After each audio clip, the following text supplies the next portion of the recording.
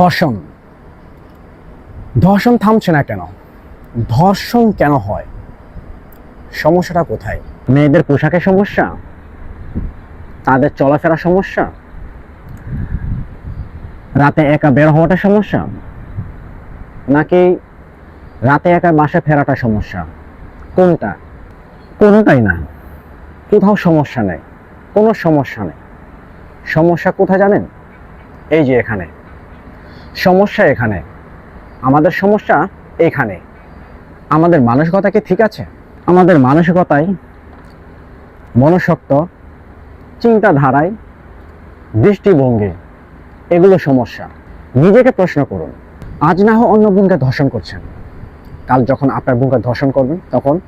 সরকারকে দোষারোপ না করে চেঞ্জ করতে হবে আমাদের নিজেদেরকে। চেঞ্জ করতে হবে আমাদের মানসিকতা এবং দৃষ্টিভঙ্গি।